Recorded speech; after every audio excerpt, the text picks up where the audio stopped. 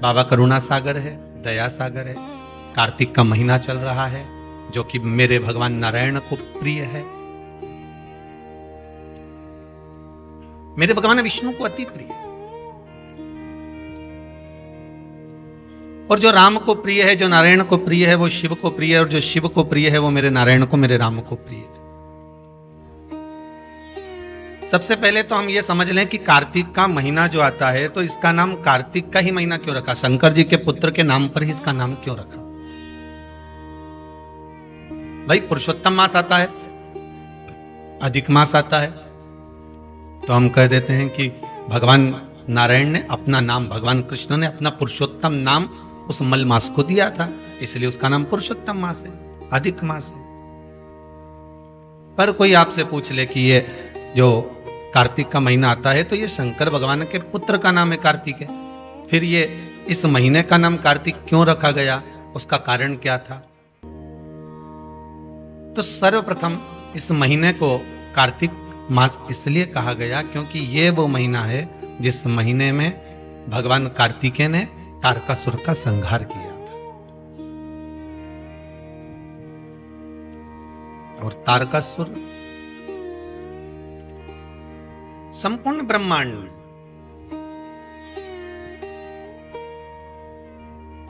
ऐसा कोई जगह, ऐसा कोई स्थान बचा ही नहीं था जहां पर तारकासुर ने अपना हक ना जमा लिया, अपना पांव जिस स्थान पर ना जमाया वैसा कोई स्थान ही नहीं बचा था। प्रत्येक जगह पर तारकासुर की एक अपनी एक छटा बिखेर कर रखी थी। एक बात आपको पहले भी कही कि था असुर, था राक्षस, पर मन में उसके शिव बसा हुआ था, मन में शंकर थे। और फिर ध्यान देना, शक्कर गुड़ चाहे दिन में खाओ चाहे रात को खाओ, शक्कर शुगर चाहे दिन में खाओ चाहे रात को खाओ, उजाले में खाओ चाहे अंधेरे में खाओ, कोई भी खाएगा वो मीठी ही लगेगी। लगेगी कि नहीं लगेगी? क्या अंधेरे में उसका स्वाद चेंज हो जाएगा? अरे बोलो तो, होगा चेंज? नहीं। दिन में अलग स्वाद आएगा क्या उस शुगर का? उस शक्कर का स्वाद अलग आएगा?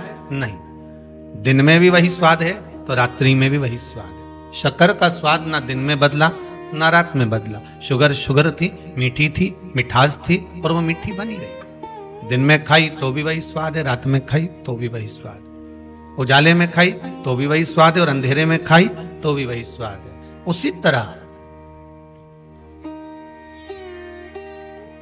आपका मन नहीं है, शरीर में कष्ट है, रोग है, बीमारी है, आपका मन नहीं है तो भी आप टीवी खोलकर आस्था चैनल पर कथा श्रवण कर रहे हैं, आपका मन नहीं है तो भी आप कथा में बैठे हुए हैं, आपका मन नहीं है तो भी आप शिव जी के मंदिर जा रहे हैं, आपका मन नहीं है तो भी आप व्रत कर रहे हैं, आपके शरीर में कष्ट है इसके बाद भी आप भगवान की भक्ति धारण कर रहे हैं, तो भी आप भगवान के भजन में लगे हुए हैं। तो ये विश्वास मानकर चलना कि भले दिन में खाओ चाहे रात को खाओ, शक्कर शक्कर होती है, मिठास मिठास होती है। उसी तरह तुम बेमन से शिव की कथा सुनो चाहे मन से शिव की कथा सुनो, कथा कथा होती है, उसका फल मिलता जरूर,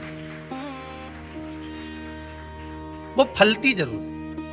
उस कथा का फल, उस कथा का जो रस तत्व है, उसका जो स्वाद है, वो आपको प्राप्त जरूर होगा।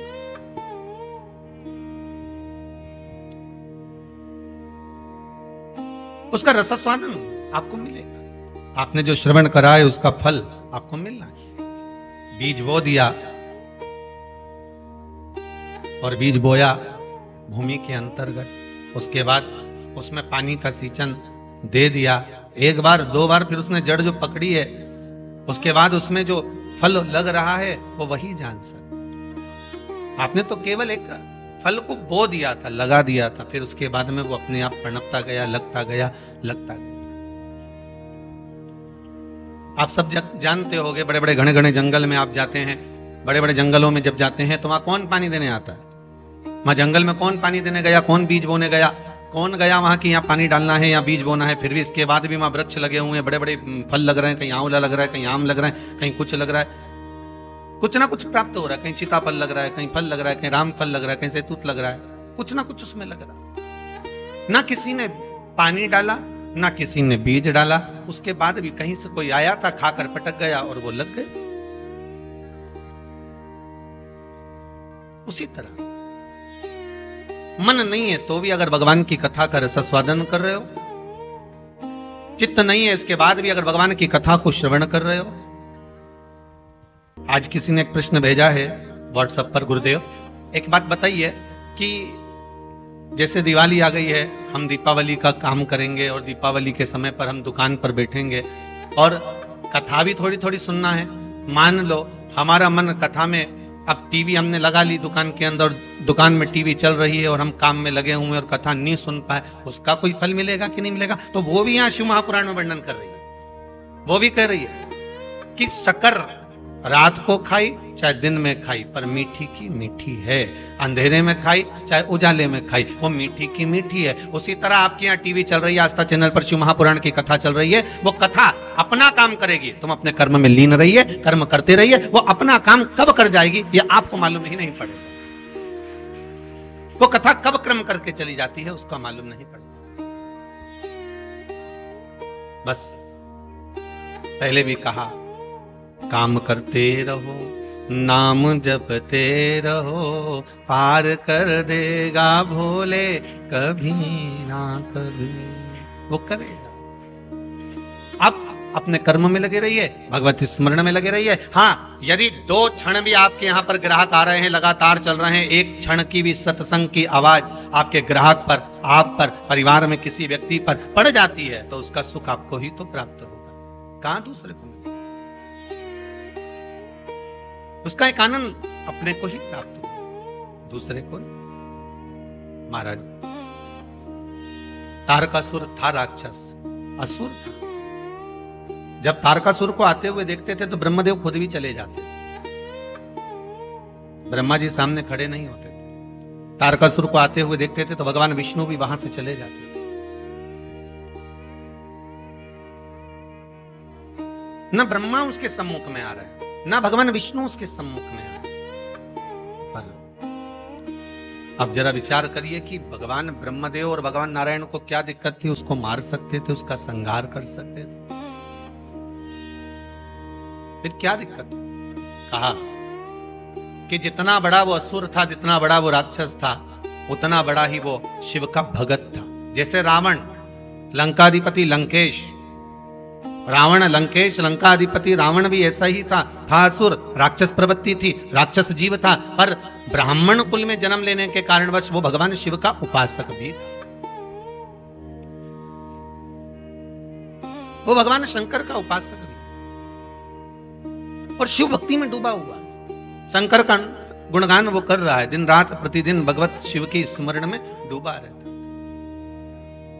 दिन में खाई तो भी शक्कर मीठी लगी है, रात्रि को खाई तो भी शक्कर मीठी लगी है, अंधेरे में खाई तो भी मीठी लगी है, उजाले में खाई तो भी मीठी लगी। आप जिस भाव से श्रवण कर रहे हो वो कैसा भी आपका भाव हो, तारकासुर का स्वरूप है राक्षस, पर भीतर मन में शिव तत्व समाया,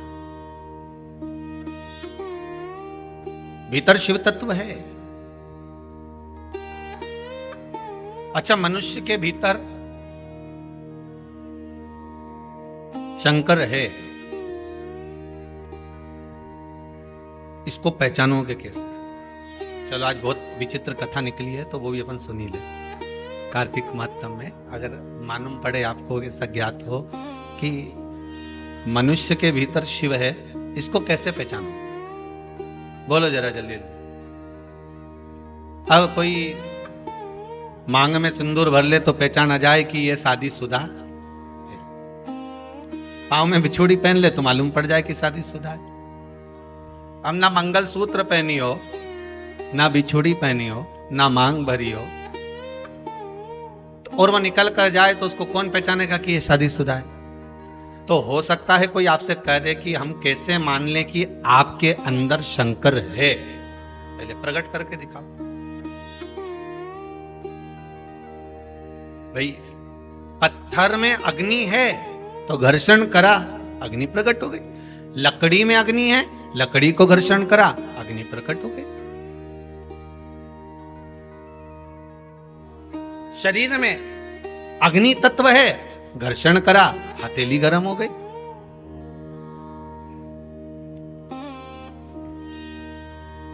प्रस्तुत कैसे करोगे कि आप में, हम में, सब में शिव है? उसको प्रकट कैसे करोगे? उसको सामने प्रस्तुत कैसा करा जाए? तो स्कंद पुराण में कहा, जहां पर श्री सत्यनारायण भगवान की कथा स्कंद पुराण में लिखी गई, उसके प्रथम में वर्णन किया गया कि 24 घंटे में से आप 1 मिनट भी आपकी वाणी पर अगर सत्य वचन आया है तो समझ लेना कि शिव आपका है और शंकर आपके अंदर समाहित है। 24 घंटों में से केवल 1 क्षण भी आपकी जिह्वा पर सत्य आ गया तो समझ लेना कि शिव प्रगटा है, शिव सामने प्रकट हुआ, शिव साक्षी में। अब एक व्यक्ति ने कहा मैं तो 24 घंटे झूठ बोलता हूं। हमने कहा देखो सत्य निकला कि नहीं। एक व्यक्ति बोला आप बोल रहे हो कि सत्य निकलेगा तो शिव है, मानो सत्य निकलेगा तो शिव, तो मैं तो 24 घंटे झूठ बोलता हूं। तो हमने कहा ये सत्य बोला कि नहीं बोला? सत्य तो होगा, मतलब शिव तत्व प्रत्येक जीव के अंदर है, प्रत्येक मानव के अंदर, चलाचर, जलचर, थलचर, वायुचर, जितने जितने हैं उसमें सब में प्रकट है। अब उसको आप कैसे भी, जैसे कल करवा चौथ गया, कल था ना, है? सबका व्रत था, तो किसी ने प्रश्न किया कि गुरुजी एक बात बताओ, आज आप फ्री हो? हमने कहा एक प्रश्न करना है। हमने पूछा क्या? एक तो आज कथा नहीं आ रही, हमने कहा 1 दिन की छुट्टी रखी थी जिससे करवा चौथ का पूजन कर लो, है? रोज महादेव को मनाते हो, आज देव को मना लो, इसलिए पूजन छुट्टी रखी। तो उन्होंने कहा गुरुदेव ये बताओ, जब भी माताएं जब मेहंदी मंडवाती है तो मेहंदी मंडवाते समय हथेली में बीच में अपने पति का नाम क्यों लिखाती है? मैंने कहा इतनी सी बात के लिए तूने मैसेज करा, ये तो तू कैसे भी पूछ लेती, अपने रिश्तेदारों से पूछ ले, परिवार में किसी से पूछ ले कि हथेली पे पति का नाम क्यों लिखा। तो कहनी हमने पूछा पर सही जवाब नहीं मिल रहा। हमने कहा सही जवाब बस इतना सा है कि नारी मेहंदी मंडवाती है तो हथेली पे अपना पति का नाम इसलिए लिखवाती है कि पति मेरी मुट्ठी में रहे। अब उसमें इतना टेंशन लेने की क्या जरूरत? उसने अगला मैसेज लिख के फूल बनाया और हाथ जोड़ के लिख दिया श्री शिवाय नमस्तुभ्यम। इतना भारी तो कोई प्रश्न ही नहीं था। अब समझो तो वो बात क्या होए यशोदा मारे से तूने लालो बिगाड़ दो वारे से। अब कहे नाम लिखने से होगा कि हम तो यही लिखेंगे कि भाई लिखा होगा तो मुट्ठी में पति रहना चाहिए, इसलिए हाथ पे नाम लिखा।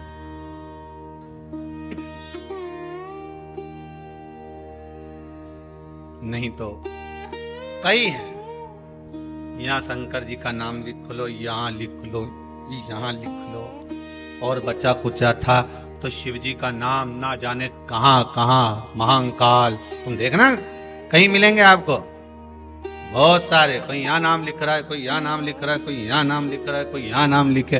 पर निवेदन है शब्द लिखने से अच्छा है दिल पर नाम उस महादेव का लिख दीजिए, लिखने की जरूरत ही नहीं, कहीं लिखने की जरूरत ही नहीं। एक बार हृदय पर तो लिख कर देखो, मुख में हो राम नाम, राम सेवा हाथ में, तू अकेला नहीं प्यारे राम तेरे साथ। हृदय पर भगवान शिव का नाम, तन पर नाम लिख लोगे, उसका कोई मूल तत्व नहीं है, पर मन पर एक बार लिखा गया तो उसकी मूल। ताड़कासुर और रावण, कंस, ये जितने भी हुए, इन सब को देख लीजिए, किसी के शरीर पर भले राम नहीं लिखा था, रावण के शरीर पर कहीं विष्णु भगवान का नाम नहीं था, देवाधिदेव महादेव का नाम नहीं था, तारकासुर के शरीर पर कहीं भगवान शिव का नाम नहीं था, पर भले ये ऊपर से राक्षस थे, नाम भले ना लिखा था, पर भीतर आत्मा में तो शिव था, भीतर तो शंकर था। और एक बार शिव अगर भीतर समाहित हो गया, मेरे देव अधिदेव महादेव, एक बार अगर आपके भीतर समाहित हो गए, एक बार आपके हृदय में अगर आकर बैठ गए, तो फिर वो चित्तवृत्ति कहीं जा ही नहीं सकती। एक खानो नहीं भावे मन, पीनो नहीं भावे रे, दौड़ दौड़ मन सत्संग, कि मैं तो हरि की दीवानी ऐसी हो गई रे, सपनों में आवे मारा सांवरिया।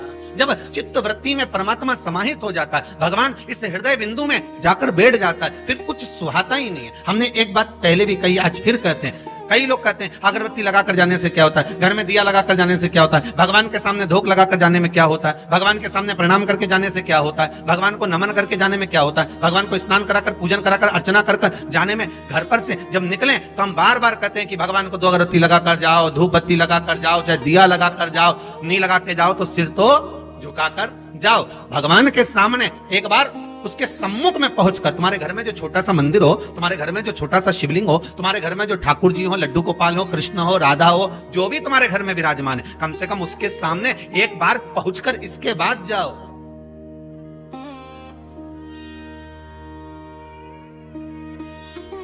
पीटी उषा दौड़ में पहले निकलती है। एक बार इंटरव्यू में आया था, उससे पूछा गया कि तुम दौड़ती हो तो इतनी आगे कैसे निकल जाती हो। पीटी उषा ने कहा, मेरी मां ने कहा था जब तू कहीं कंपटीशन में जाएगी तो ठाकुर जी का दर्शन कर कर जाना, और जब पहला घुटना तू जमीन पर टेके और दौड़ने की तैयारी करे, उस समय तेरे मन में यह भाव आना चाहिए कि भगवान कृष्ण तेरी माखन की मटकी लेकर भागा है और तू उसको पकड़ने के लिए जा रही है। पड़ोसी को मत देखना, बस कृष्ण को देखना, और कृष्ण को पकड़ने के लिए जाएगी तो यह पक्का है कि दुनिया के लोग पीछे रह जाएंगे, तू आगे निकल जाएगी। और वही करती है वो। सामने उसको लगता है कि मेरा कृष्ण दौड़कर जा रहा है, उसको पकड़ने का प्रयास करती है, काना काना रुक, और दौड़ती है और कृष्ण को पकड़ने के लिए दौड़ती है। तो कब मंजिल सामने आ जाती है मालूम नहीं पड़ पाता। उसी तरह हमारा शास्त्र कहता है, हम जब भगवान के सामने धूप लगाकर, अगरबत्ती लगाकर, धूपबत्ती लगाकर, दिया लगाकर हम किसी भी कार्य के लिए जा रहे हैं, चाहे दुकान पर जाओ, व्यापार में जाओ, सर्विस पे जाओ, नौकरी पर जाओ, व्यवसाय में जाओ, तुम भगवान के आगे धूप लगाकर जा रहे हो, तो यह सिद्धता है कि तुम्हारा जो दिन भर का कर्म होगा वो सफलता की ओर बढ़ते चले जाएगा। ये पक्का है। दिन भर का जो कर्म होगा उसमें सफलता। ये एक बात आई है किसी की, बड़ी सुंदर है महाराज।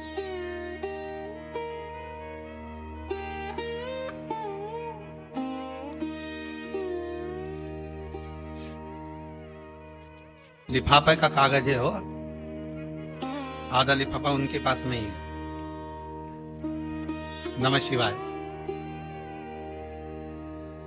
गुरुजी चित्तौड़गढ़ से आई हूं मैं। कहां बैठी हैं? हाथ उठाओ जरा। हाँ जरा माइक दे रहा।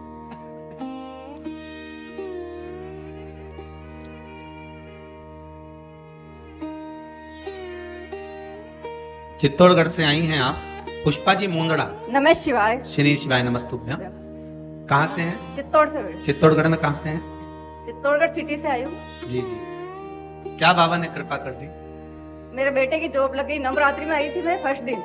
नवरात्रि में आई थी? अभी नवरात्रि में? हाँ। पहले दिन आई थी? हाँ। जी। और आके सुबह शाम को चली गई और बोल के गई, यहाँ उसकी जॉब लग गई। कल आज ज्वाइन किया उसने जी। कल मैं वापस निकल गई आने के लिए। बाबा की कृपा हो गई। हाँ। धन्यवाद बेटी। अब नवरात्रि के पहले दिन से आज कितने दिन हो गए? अंदाजा लगाया जाए,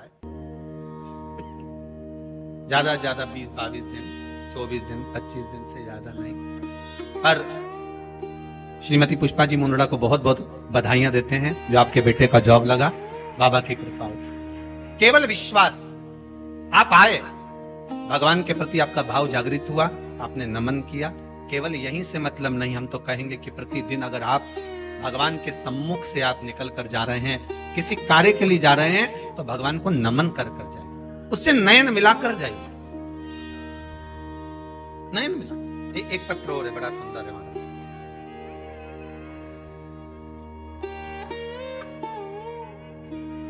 पूना से पूना से आरती जी ओझा कहाँ है? खड़े हुए, माइक दीजिए जरा इनको।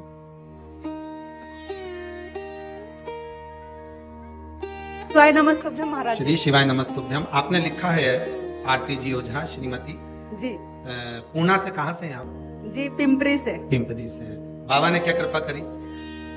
अभी मेरी भतीजी की जॉब लगी है इलाहाबाद यूनिवर्सिटी में प्रोफेसर जी। और मेरी भाभी का चचेरा छोटा बच्चा पैदा हुआ था, उसको बाबा ने बहुत कृपा करी, वो मर के बचा है। उसमें आपने लिखा है कुंदकेश्वर महादेव जी का उपाय किया था और उन्होंने पशुपति व्रत किया था और मेरी भाभी आई थी।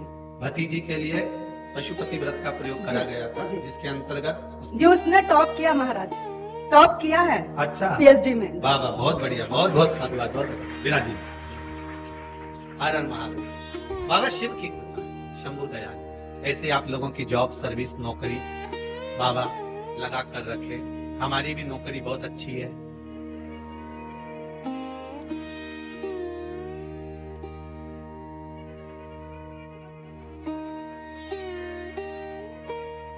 मेरी तनख्वाह भी कुछ कम नहीं।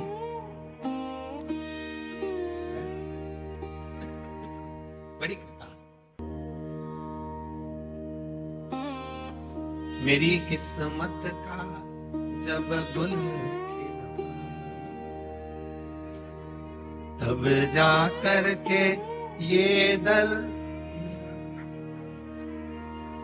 मिल गई मुझको चौखट तेरी सबसे बढ़िया।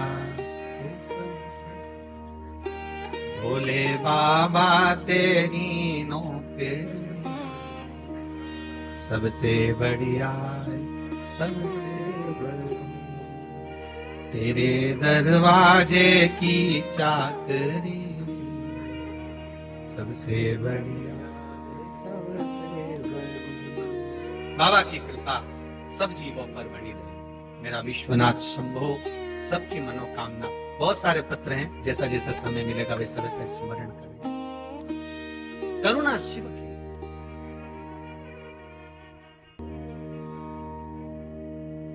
ऐसे भी जपो।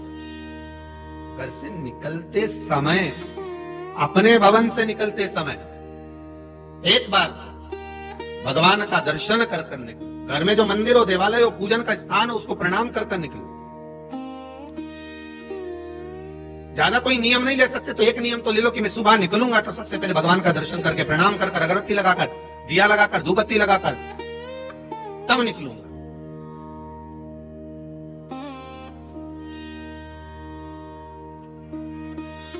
अब आज के जमाने में बड़ा भ्रम पैदा कर दिया लोगों ने, बड़ा भ्रम।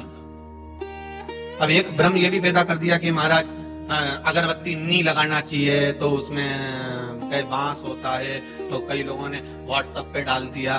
तो सब देखिए, अगरबत्ती लगाओगे, ये कई दुनिया के जितने विरोधी लोग हैं ना, ढेर सारे, वो तो ये भी चाहते हैं कि तुम अगरबत्ती क्या, तुम तो सिर भी मत झुका भगवान की। ये दुनिया के जितने अधर्मी लोग हैं ना, विरोधी लोग,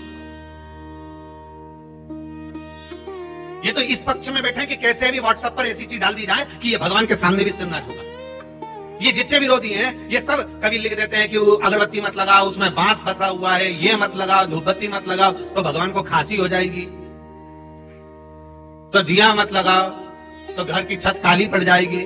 तो ये जितने विरोधी है ना, ये सब इस तुक में बैठे हैं कि हिंदू धर्म को कैसे भी तोड़ दिया जाए। और मेरा निवेदन हाथ जोड़कर है, 2 अगरबत्ती, धूप बत्ती, ये हमारे पुराने समय से चलकर आ रही है। पहले तो कंडा जलाकर धूप भी छोड़ते थे, वो नहीं छोड़ रहे तो कम से कम धूप बत्ती अगरबत्ती भगवान को कम से कम भाव से केवल उसको रिझाने के लिए तो लगा, दिया लगा दो, ज्यादा नहीं होता। पर कई अधर्मी लगे हैं, कई अधर्मी। ये तो चाहते हैं कि आप कैसे भी बस घर में प्रणाम भी ना करें, ये तो चाहते हैं कि कैसे भी भगवान को नमन तक ना करें। पर हमें हमारे धर्म को आगे बढ़ाते हुए, हमें प्रणाम करते हुए, नमनता करते हुए, हमें भगवान का भजन करते हुए अग्रण्य हो। ये चाहेंगे कि ना करें,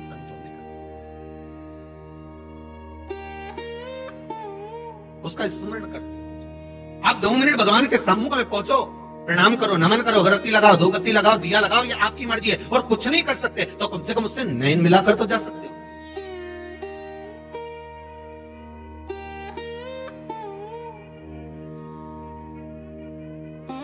नीन लड़े त्रिपुरारी से, मैं उनकी हो गई। मेरे मन में नहीं है धीर, सखीरी काशी जाऊंगी। मुझे उठे विरह की पीड़, सखीरी में काशी जाऊंगी। काशी जाऊंगी, जाके गंगा नहाऊंगी। मैं काशी जाऊंगी, जाके गंगा नहाऊंगी। मेरे मन में नहीं है धीर, सखीरी में काशी जाऊं। छोड़ दिया मैंने खाना पीना तेरी याद में। कई ऐसी हैं, कई भाई बहन ऐसे हैं कि कुबेरेश्वर धाम आने से पहले खाना पीना छोड़ते। अभी एक आपको बताएं, महाराज विसावणिया जी, सारस्वत जी और सारे सबको बता दें, उज्जैन के एक शर्मा परिवार जिनकी कथा शायद जनवरी में है, इनकी कथा पहले थी जून में, पहले भी सूचना दी थी। उनकी धर्म पत्नी ने 1 साल से भोजन छोड़ के रखा है, केवल शिव महापुराण की कथा करवाई। अच्छा, कथा दे भी दी थी, पर भगवान भोलेनाथ जी जाने क्या परीक्षा लेना। कथा दे दी, बीच में आ गया कोरोना, अब तो भी वो व्रत कर रही थी। और इस वर्ष कथा की तारीख दी है, तो अब उनकी पत्नी अन्न छोड़ी थी, अब की बार उनके पति ने भी अन्न छोड़ दिया कि जनवरी तक जब तक कथा नहीं हो जाए मैं अन्न नहीं खाऊंगा। हो सकता फिर आगे बढ़ गई तो जरा सोचिए। छोड़ दिया मैंने खाना पीना तेरी याद में, और दोनों पति पत्नी ने अन्न को छोड़ दिया, दोनों पति। वो कथा भी आस्था चैनल पर लाइव है उज्जैन से, जनवरी के महीने में रहेगी। और उज्जैन के आसपास के जितने गांव हैं सब टूटी पड़ो, आज आप दर्शन करो, आनंद लो, कथा सुनो, महाकाल दर्शन करो और शिव महापुराण की कथा सुन ले। जनवरी में है, तारीख हम बता देंगे कल देखकर। क्या 17 जनवरी है, 17 जनवरी से है वो कथा उज्जैन में। अब विचार करिए कि भाव कितना शुद्ध होगा। नहीं तो आज तक ऐसा कहीं सुनने को नहीं मिला कि सामने जब तक कथा नहीं होगी तब तक मैं अन्न छोड़ दूं, पर दोनों पति पत्नी छोड़कर बैठे। छोड़ दिया मैंने खाना पीना तेरी याद में, अब मेरे नैनन बरसे नीर, सखी में काशी। मेरे मन में नहीं है धीर, सखी में काशी काशी जाऊंगी, सखी में गंगा नहाऊंगी। बस भाव शुद्ध हो, भगवान को मिलने में देरी नहीं लगती। आप उसको बुलाओगे, बस यही कथा कर रही है। एक क्षण, आधा क्षण, 1 मिनट आप भगवान के सामने थोड़ा सा ठहर कर दर्शन कर कर फिर जाइए।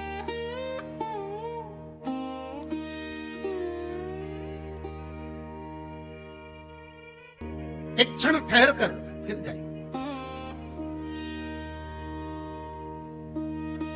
2 मिनट हम भगवान का दीदार, हम भगवान का दर्शन क्यों ना करें। महाराज षडानंद कार्तिकेय जी की धर्म पत्नी देवसेन, देखिए शिव महापुराण में कार्तिकेय जी के विवाह का कोई प्रसंग नहीं। इसमें तो लिखा है कि कार्तिकेय बाबा ब्रह्मचार्य व्रत का पारण करें, और ब्रह्मवेत्ता पुराण के अंतर्गत लिखा है कि कार्तिकेय महाराज की 2 धर्म पत्नियां थी, देवसेना और वल्ली देवी। ब्रह्मवेत्ता पुराण में लिखा है कि कार्तिकेय बाबा की 2 धर्म पत्नियां थी, एक था देवसेना, दूसरी वल्ली देवी। पर शिव महापुराण में नहीं लिखा। तो कोई कहे कि गुरुदेव आप बोल रहे हैं कि कार्तिकेय जी की धर्म पत्नी थी, तो शिव महापुराण में नहीं लिखा, फिर कहेंगे ब्रह्मवेत्ता पुराण में लिखा। तो कार्तिकेय जी की जो धर्म पत्नी थी देवसेना, एक बार उसने भी कार्तिकेय बाबा से षडानंद जी से प्रश्न कर लिया।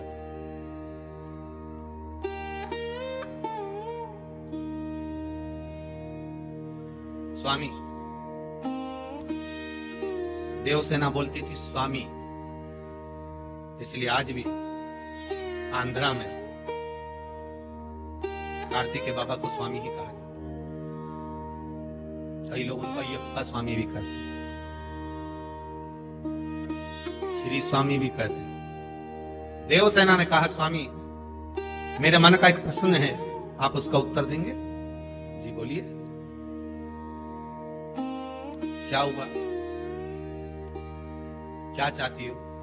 देवसेना ने कहा प्रभु जी, सारी दुनिया के लोगों के एक मुख होता है, दो मुख होते हैं, किसी का 10 मुख भी होता है, पर आपके 6 मुख क्यों हैं? कारण क्या है षडानंद कार्तिकेय आपके 6 मुख का? भगवान कार्तिकेय महाराज ने अपनी धर्म पत्नी देवसेना से कहा, देवसेना सुनो, मेरे 6 मुख ये मुझे गंगा जी की देन है। जब मेरा जन्म हुआ था तब मैं 6 भागों में प्रकट हुआ था, पर मेरी माताओं ने, कृतिकाओं ने, संतों की धर्मपत्नियों ने मुझे एक कर दिया, मुख 6 रखे, शरीर एक कर दिया। तो प्रभु जब माता कृतिकाओं ने आपके शरीर को एक कर दिया था तो मुख को एक करने में क्या दिक्कत थी?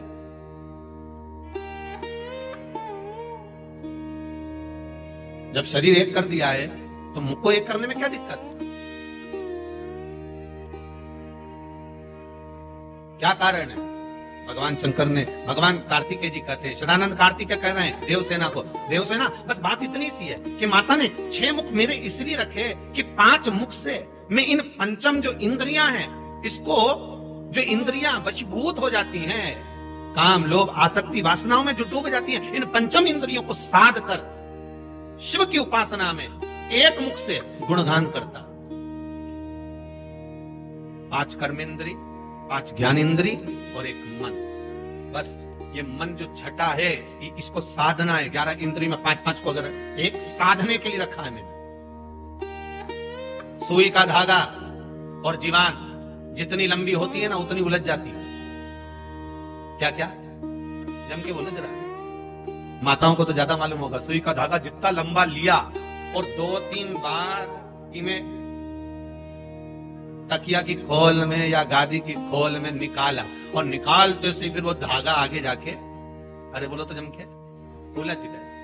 सुई का धागा और जीवान जितनी लंबी होती है ना, ये उलझती जरूर है। तुम जितना ज्यादा बोलने की तुम्हारी आदत होगी, जरा जरा सी बात में बोलने की आदत होगी, 2 लोग बात कर रहे हैं, तीसरी तुम घुस गए, बोलना चालू कर दिया। 2 ट्रेन में बैठ के जा रहे और उसमें तुम बैठकर बात करने लगे। तो ये जो तुम्हारी आदत है ना, तो समझ लेना कि ये सुई का धागा और जीवान जितनी लंबी होगी ना उतनी तकलीफ देगी। इसीलिए संतों को देखना एकदम मौन रहते, चुप। उनको मालूम है दादा उलझ गए। तो ये आधे से ज्यादा जो नेताओं ने ना, ये तुम टीवी पे रोज देखना, रोज न्यूज वाले बताते रहते हैं कि उनने ये बयान दिया तो उनने वो बयान दिया। इनको बस यही कथा सुना दो एक बार कि सुई का धागा और जीवान ये ज्यादा लंबी नहीं होना चाहिए, ये लंबी हुई कि उलझी। तुम जितना ज्यादा बयान दोगे, ज्यादा बोलोगे, ज्यादा शब्दों का बाण कहते रहोगे तो ये उलझ जाएगा। इसलिए आप बोलो ही मत ना, तो मौन रहो, जितना जितना मौन रह सकते उतना रोइए। पार्वती मैया कितना बोलती थी, भोलेनाथ जी कुछ बोलते थे? अरे बोलो तो सब कुछ भी नहीं। और जब वो बोलते थे तब सारे डोलते थे।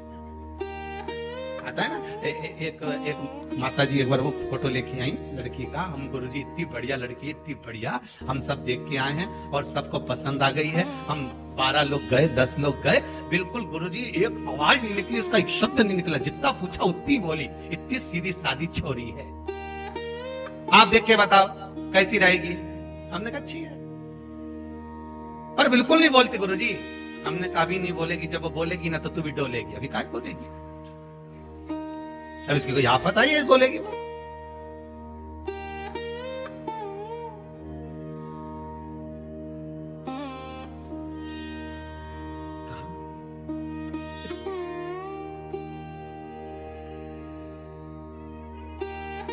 जितनी बहुओं ने और जितने भेरुओं ने कल स्टेटस पे अपने अपने फोटो लगाए हैं ना, राम जी, इतने ही फोटो एक दिन मदर्स डे पे अपनी अपनी सास के साथ जरूर लगा देना, इतने जितने कल लगे थे अपनी माता जी के साथ जरूर लगा।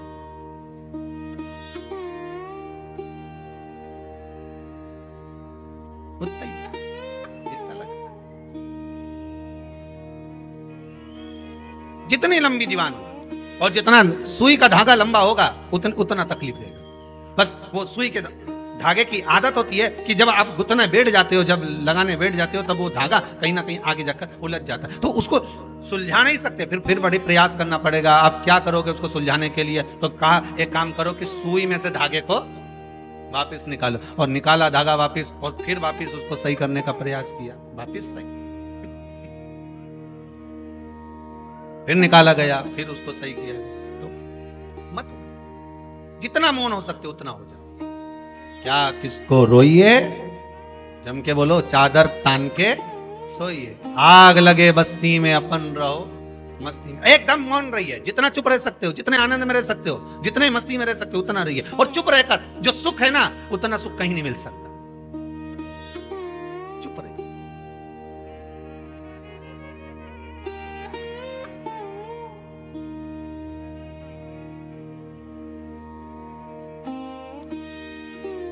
अगर आपका किसी से विवाद हुआ है ना, एक शब्द मत बोलना, एक शब्द भी उसको बोलने देना। और तुम तो बस केवल दरवाजे पे चुपचाप बैठे रहना। एक दिन मत बोलो, 2 दिन मत बोलो, 3 दिन मत बोलो, चौथे दिन मत बोलो। पर जिससे विवाद हुआ है ना, वो रोज कुड़ के अंदर मारा जाएगा, इसके अंदर क्या चल रहा है, ये बोल क्यों नहीं रहा, आखिर बात क्या है, ये मुंह से कुछ बोला क्यों नहीं, ये बोल क्यों नहीं रहा, कोई सूचना क्यों नहीं आ रही, कोई बात क्यों नहीं आ रही।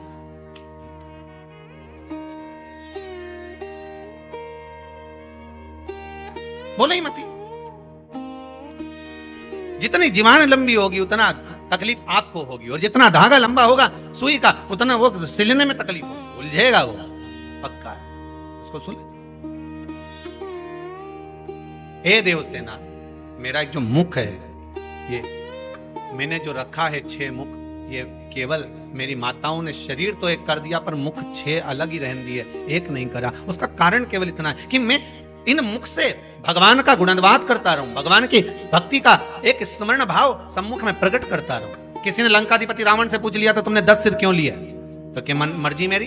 तो कारण क्या था? और लंकाधिपति रावण ने कहा, मेरे 10 सिर का केवल एक कारण है कि जब मैं शंकर का गुणगान करूं, जब मैं शिव का स्मरण करूं, तो मेरे 10 मुख से भगवान शंकर का गुणगान होना चाहिए, मेरे 10 मुख से भगवान शिव का स्मरण होना चाहिए। मैं भगवान की भक्ति में इस 10 मुख से डूबा रहूं।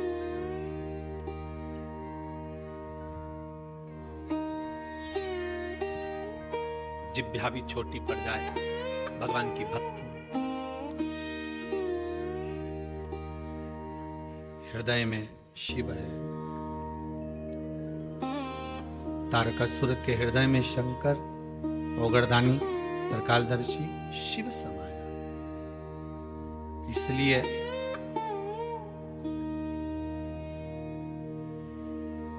कार्तिक के महीने में, ये जो कार्तिक का महीना का नाम पड़ा है, ये तारकासुर का संहार किया था श्री कार्तिकेय महाराज।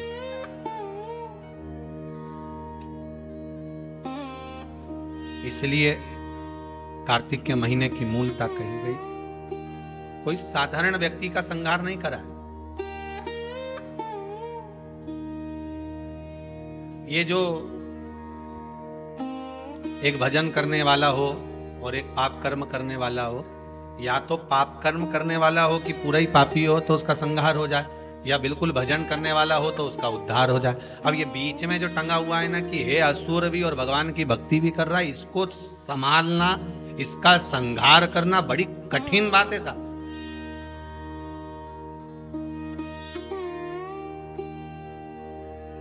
ये पुराने समय के जो ये होते थे ना डाकू, आज के जमाने में तो सभी डाकू हो गए, पर पुराने डाकू और आज के डाकू में अंतर है। बोलो सही है कि गलत है? पुराने समय के डाकू डाका डालते थे, पैसा ले जाते थे, धन छिड़ा कर ले जाते थे, किसी बहन बेटी पर कभी हाथ का स्पर्श भी नहीं करते थे। और आज के डाकू, अब तुम समझ जा, नी के उत्तम है। और कितना बस एक काम था इनका कि इनको धन लेकर आना है, इनको पैसा उठा कर लाना है, धन लाना है। और जाने से पहले कहां जाते थे? डाका डालने से पहले जम के बोलो, जिस देवी को मानते थे, जिस देवता को मानते थे, पहले उनके यहाँ जाके नमन करके अगरबत्ती लगाए, धूपबत्ती लगाए, निवेदन करके फिर जाते थे कि आज हम डाका डालने जा रहे हैं। भवानी और ये भवानी दोनों को लेकर जाएंगे, हम आएंगे, तेरी आराधना करें।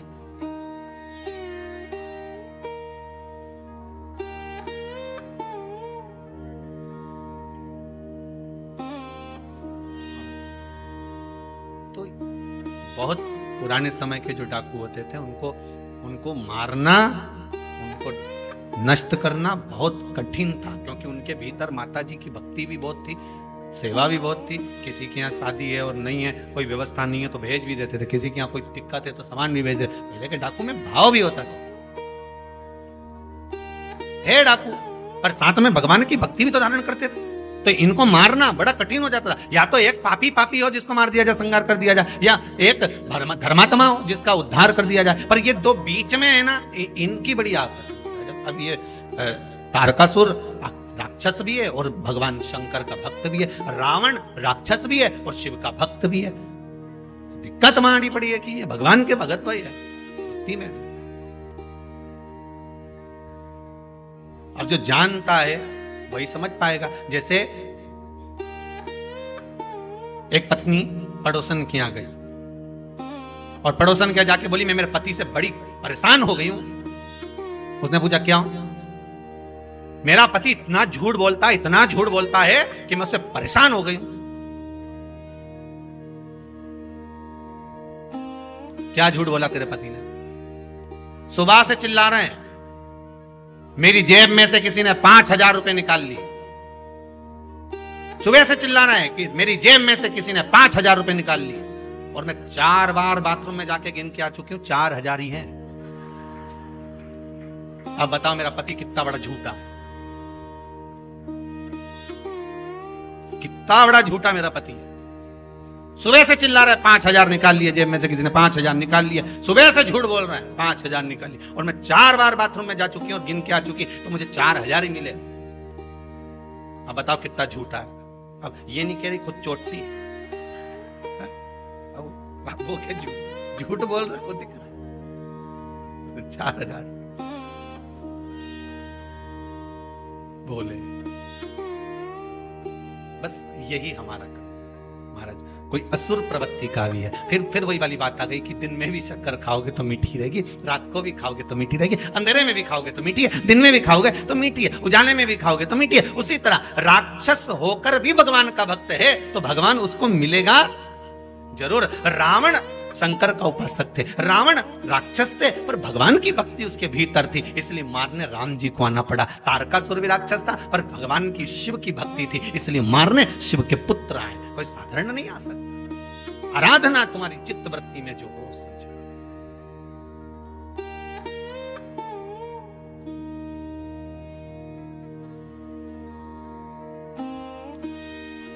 तेरा ही दिया मैंने खाया पिया है, तेरा शुक्रिया है, तेरा शुक्रिया।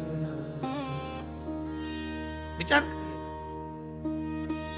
तारकासुर का संहार शिव भगवान शंकर के पुत्र कार्तिकेय ने करा। कार्तिकेय ने संहार करा तो भी माता पार्वती जी ने कह दिया था इसके हृदय में शिव बैठे हैं, अगर कोई बाण छोड़े भी तो हृदय में नहीं लगना चाहिए। ध्यान रखना इस बात का। जी मां, बिल्कुल ध्यान रखूंगा। और युद्ध हुआ, इसीलिए कार्तिक का नाम कार्तिकेय मास इस कार्तिक महीने का क्यों पड़ा? क्योंकि कार्तिकेय जी ने जब संहार करा, तारकासुर के पूरे शरीर पर बाण छोड़े गए, सारे शरीर का संहार किया गया, सारे शरीर पर बाण छोड़े गए, पर तारकासुर के हृदय में बाण नहीं छोड़ा गया, क्योंकि उस हृदय में शिव समाया था और शिव के हृदय में राम समाया था, मेरा नारायण समाया।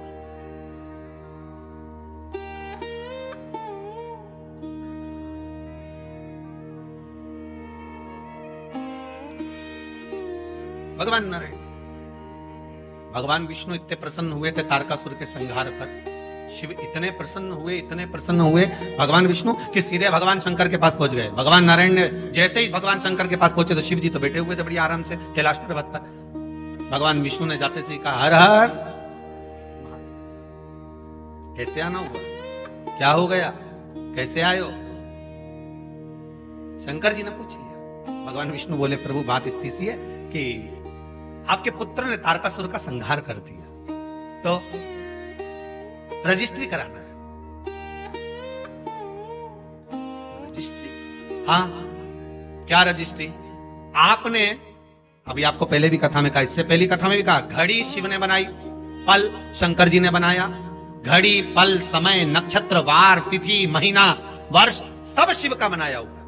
सारा की सारा सृष्टि का जितना ये घड़ी, पल, समय, सब महीने, 2 महीने, साल, ये सब शिव के बनाए हुए हैं। जब सब शंकर जी ने बनाए तो प्रभु रजिस्ट्री कराना। रजिस्ट्री किस चीज की? कि 12 महीने जो आपने बनाए हैं उसमें से 1 महीना आपके बेटे के नाम करना होगी रजिस्ट्री।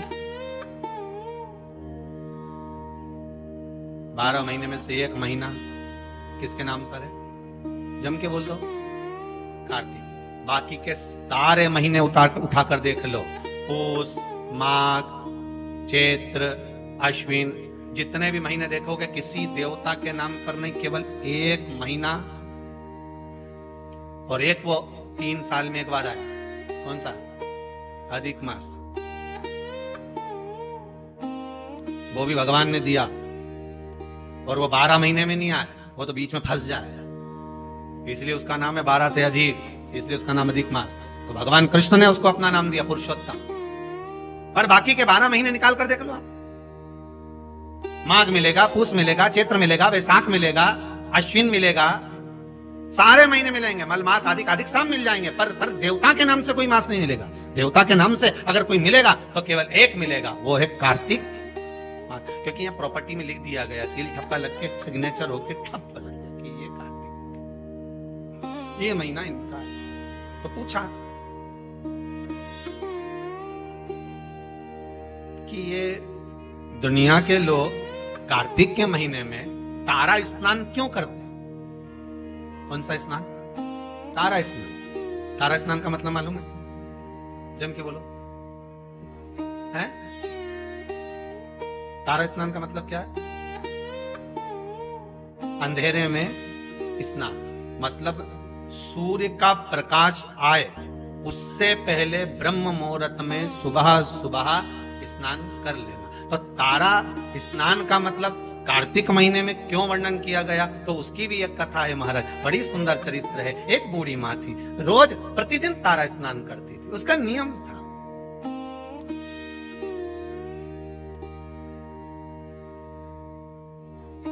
प्रतिदिन तारा स्नान करती थी।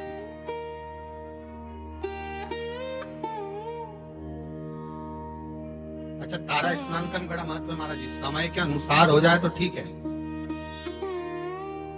थोड़ा और रात्रि के पहुंच गई तो कथा है श्रीमद् भागवत में, श्री नंदराय जी की। नंदराय जी स्नान करने चले गए यमुना जी के जल में, जाना था ब्रह्म मुहूर्त में, रात्रि के 4थे पहर में पहुंच, ध्यान नहीं रहा। इनने तो अपने जैसे कई बार हो जाती गलती कि नहाना ही तो है, थोड़ा और जल्दी चल चलो, और जल्दी चल चलो, और जल्दी चल चलो। तो इनने क्या करा, बोरिया बिस्तर बांधा और गई नर्मदा जी में आधी रात के नहा ली। और आधी रात के नर्मदा जी में नहाई और विचार, तो हमारे यहाँ हर चीज का एक समय बताया गया। हमारा शाही स्नान होता है तो भले वो शाही स्नान का महत्व है कि इतनी बजे से होगा, ब्रह्म मुहूर्त में होगा, ये रथ आएगा, ये ऐसा होगा, वो होगा, तो उसमें रात भर का स्नान का नहीं कहा गया कि तुम पूरी रात नहाते रहो। हाँ, ये हमारा महत्व है कि हम जाए नहाए, वो अपनी बात। वैशाख का स्नान कहा गया तो भी उसका महत्व बताया गया। ग्रहण का स्नान कहा गया तो रात्रि का स्नान बताएगा कि चलते ग्रहण में कुरुक्षेत्र में स्नान करो, वो एक अलग। परंतु यहाँ जो वर्णन किया गया, नंद बाबा एक बार स्नान करने के लिए गए और ब्रह्म मुहूर्त के पहले रात्रि में ही उन्होंने स्नान कर लिया। रात्रि का 4था पहर चल रहा था और जैसे ही स्नान करने के लिए 3रा पहर चल रहा था, और स्नान करने के लिए जैसे ही यमुना जी में कूदे तो वरुण ने बंदी बना लिया, ले गए कि तुमने बिना पूछे जल में आधी रात को स्नान क्यों करा, बंदी बना कर ले गए। भगवान कृष्ण उनको घर जाकर ढूंढे, मिले ही ना। ये श्रीमद् भागवत का चरित्र है, 10वें स्कंद में इसका वर्णन है। नंद बाबा मिल नहीं रहे। यशोदा जी ने कहा लाला तेरे पिताजी को ढूंढ कर ला। अब कन्हैया ढूंढने के लिए गए तो नंदराय बाबा को कहीं मिलते ही नहीं। ढूंढते ढूंढते यमुना जी से पूछा क्यों मेरे पिताजी स्नान करने आए थे? हाँ। कहां गए? तो क्या आपके पिताजी से गलती हो गई? यमुना जी बोली क्या गलती हो गई? स्नान करना था ब्रह्म मुहूर्त में, कर लिए रात्रि के तीसरे पहर में। ओहो मेरे पिता से गलती हो गई। तो वरुण बंदी बनाकर ले गए। वहां पहुंच गए वरुण जी के पास। स्वामी अभी तक वरुण भगवान कृष्ण के हाथ जोड़ते थे, आज भगवान कृष्ण ने वरुण जी के हाथ जोड़े क्योंकि गलती हुई है मेरे पिता से। जीवन में अगर गलती स्वीकार करने की अगर आपकी आदत है तो जीवन में महान बनने से कोई नहीं रोक सकता आपको। आप गलती स्वीकार करना प्रारंभ कर दीजिए, महान बनने में कोई नहीं रोकेगा। पर आज के जमाने में कोई गलती स्वीकार तो करे। करवा चौथ की पूजन करी कल, बोलो सही है गलत है? जरूरत थी करवा चौथ की पूजन करने की, करवे को लाई, पूजन करी, इकट्ठा करा, सब कुछ करा, और अभी तक वो करवा कहीं ना कहीं पड़ा होगा। जब जरूरत थी तो बीन के लिए, और फिर सास के कि क्यों जरूरत पड़ी तो हेड लाई, अब पटक दिया, अब बेचारी सास उठाए। सही है कि गलत है? सब बना के रख दिया, ये सामान यहां पड़ा है, वो सामान वहां पड़ा है, अब तुम तो गई ने चलनी में मुंडा देखिए। अब गलत नहीं, करो पूजन, पूजन करो, पाठ करो, अर्चना करो, पर जो तुमने सामान इकट्ठा करा था, करवा लाई थी, ये करा, दिया लगाया है, बाती लगाई, सारा सामान इकट्ठा करके रखा, तो सवेरे उठकर स्नान करके वो सारा सामान उठा के रख दी। फैला रहा तुमने, फैला दिया, उठाए डोकरी, और फिर डोकरी उठाए तो उसका हाथ के साथ साथ में मुंडा भी गढ़ा चले। बोलो सही है कि गलत बात है? अब जब हाथ चले, शरीर चले, पांव चले, फिर वो चले तो फिर बुरा लगना ही नहीं चाहिए। हाँ साहब गलती हो गई, मेरे को ये करवे उठाकर रखना थे, जगह पे रख के आना था, मुझे ये काम करके रखना था, सही में पूजा की थाली ऐसी कैसी रखी हुई है, मुझे सुबह से उठकर इसको संभालना था, ये करना था। पर अपनी गलती कौन स्वीकार करे? अपनी गलती को कौन देखेगा? गलती मान लेना, अपनी गलती को स्वीकार कर लेना, यही महान बनने के लक्षण है। आपने स्वीकार कर लेना, हाँ मम्मी गलती हो गई, मैं अभी उठा देती हूँ, मम्मी पड़े रहने दो, मुझसे गलती हो गई, वास्तव में मैंने पूजन तो करी पर ये करवे तो यहीं रख दिया, मैंने सामान तो यहीं पड़ा रखा, और सोचूं कि पूरा पुण्य मिल जाए, मैंने जो व्रत करा उसका पूरा पुण्य मिलना चाहिए, तो पूरा काम भी करो। पूरा काम करोगी तो पूरा पुण्य मिलेगा, आधा काम करोगी तो आधा पुण्य। उठाओ, रखो, संभाल कर रखो, जरूरतमंद जगह।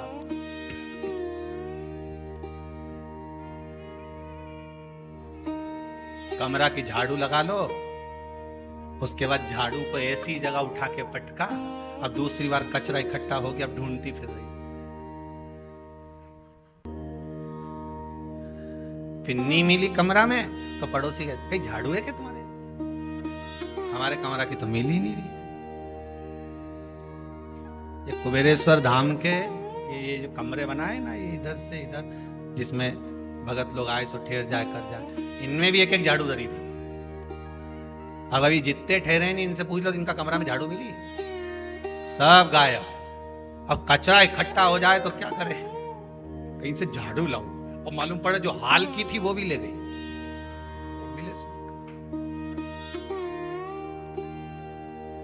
बस आदत हमारी यही है, हम गलती को स्वीकार नहीं करते। जिस दिन हमने अपनी गलतियों को स्वीकार करना प्रारंभ कर दिया तो महान बनने में देरी नहीं लगे। हम गलती स्वीकार नहीं करते, गलती को हम दूसरे पे थोप देते हैं। क्यों?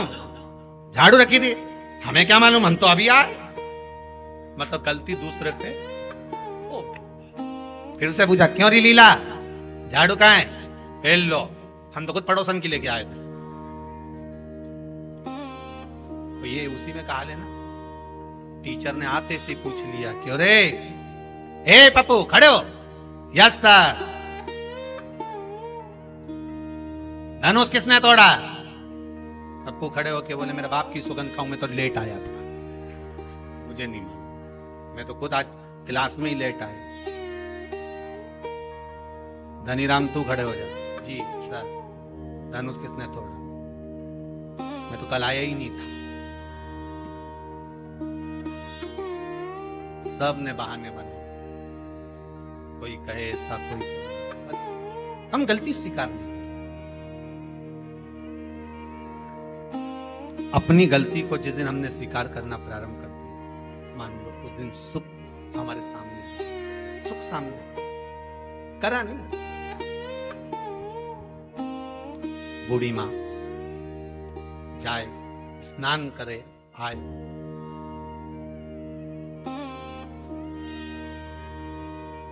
तारा स्नान। कौन सा स्नान?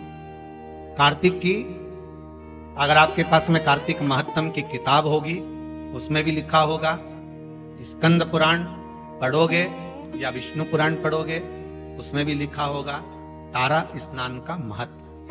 कौन से स्नान का? तारा स्नान। तारा स्नान का महत्व में वर्णन लिखा है। ब्रह्म मुहूर्त में, आप आधी रात को अगर जा रहे हो तो उसमें वरुण देवता के सामने भगवान कृष्ण हाथ जोड़कर खड़े, गलती को स्वीकार करा कि मेरे पिता से गलती हुई है, स्नान करना था ब्रह्म मुहूर्त में, कर लिया रात्रि के तीसरे पहर में, गलती हो गई, मान लो गलती कि हाँ ये साहब क्या करें, गलती। अब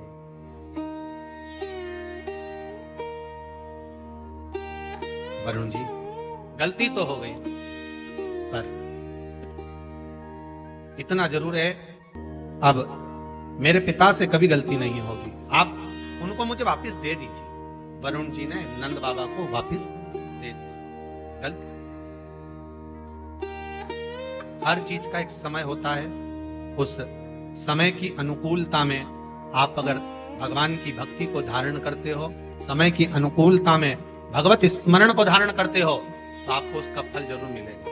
ब्रह्म मुहूर्त का स्नान लिखा है तो ब्रह्म मुहूर्त में करिए। तारा स्नान लिखा है कि सूर्य उगे, सूर्य प्रकाशित हो, उससे पहले आप स्नान कर लीजिए। एक बुढ़िया तारा स्नान कर लेती थी, चली जाती, तारा स्नान करती आती, मन में भाव जागृत हो, भगवान बहुत बुजुर्ग है वो, बहुत बुढ़ी, जाती आती घर पहुंचती, भगवान भी ऐसी कृपा करते कि ये बूढ़ी मां तारा स्नान कर कर आती और भगवान इसके लिए खिचड़ी का कटोरा भरकर रख देते। एक खिचड़ी का कटोरा भरा, भगवान इसके दरवाजे पर। अब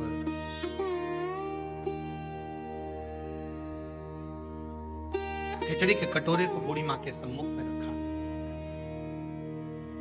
माई कटोरा उठाया, भगवान को भोग लगाती, भगवान का दिया हुआ पात्र था उसी से पा लेती। एक दिन पड़ोसन ने विचार करा कि बड़ी विचित्र है ये बूढ़ी मां, ना जाने इसको कौन ब्रह्म मुहूर्त में खिचड़ी देकर चले जाता है और ये उसका पान कर लेती है, उसका सेवन कर लेती है।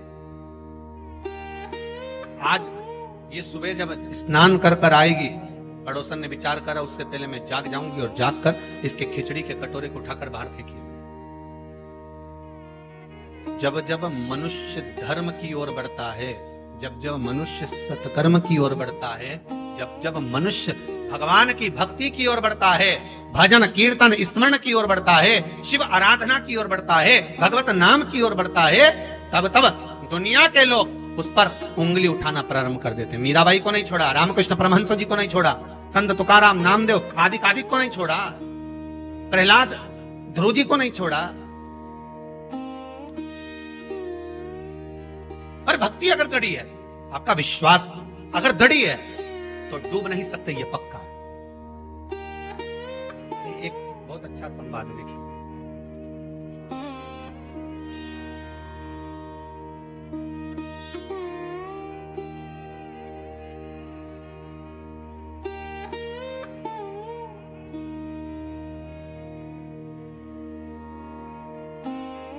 देखिए विश्वास की दृढ़ता देखिए इस प्रश्न में कितना है।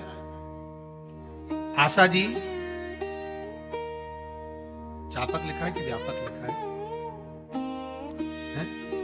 थापक, थापक, धन्यवाद। खरगोन से आए हैं, खड़े होइए।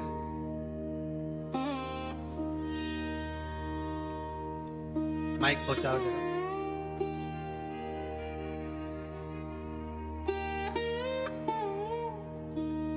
बड़ा सुंदर भाव आपने लिखा है।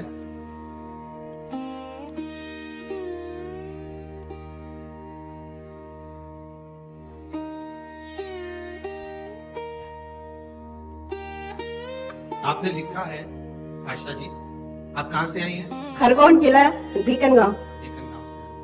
आपने क्या लिखा है इसमें? आपने बाबा ने क्या कृपा करी आपको? 8 महीने पहले महाराज जी आपकी कथा सुनी थी मैंने, जी। तो आपने जो अकाव के जड़ की जो बताया था, आंकड़े की जड़ का? हाँ, अकाव के जड़ का। तो मेरी बहू को 10 साल हो गए। 10 साल से बच्चे नहीं थे उसको? एक बच्ची है, इसके बाद हुआ नहीं हुआ। डॉक्टरों ने जवाब दे दिया था कि अब नहीं होंगे। जी। और एक दिन पहले यानी संडे को मैंने आपका वो सुना, और सोमवार के दिन मैंने ये उपाय आपका किया, और बस उसी महीने से मेरी बहू को बच्चा रहा। जी हाँ, अब 8वां महीना चल रहा है। बहुत बहुत बधाई, बाबा की कृपा। बेटी श्री शिवाय नमस्ते। विश्वास किसको कर, भरोसा किसको कर? अगर दृढ़ विश्वास है, भरोसा है और भगवान के प्रति, हाँ ये जरूर है, थोड़ी थोड़ी परीक्षा भगवान लेगा जरूर। सोने को जब तक तपाओगे नहीं तब तक वो निखरता नहीं है। धोबी भी कपड़े को जब धोता है तो उसमें साबुन लगाकर उसको रगड़ता है, फिर उसको कूटता है, पीटता है, जिससे वो उज्जवल हो जाए।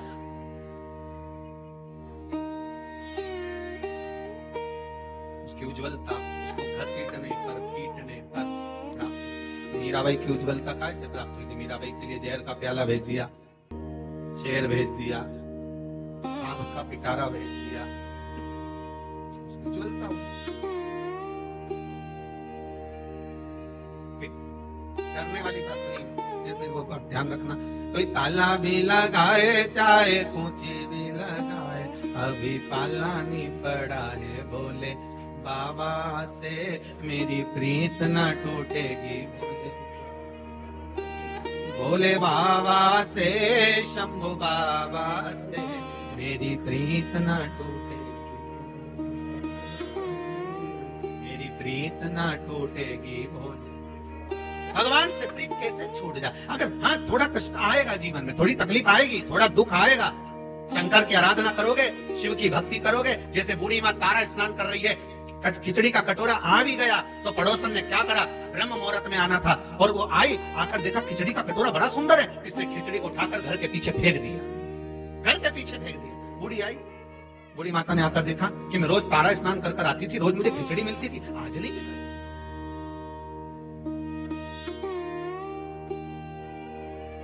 प्रतिदिन की दिनचर्या में थोड़ा बहुत अगर परिवर्तन हो जाता है तो आपको भी लगता है कि परिवर्तन हुआ क्यों?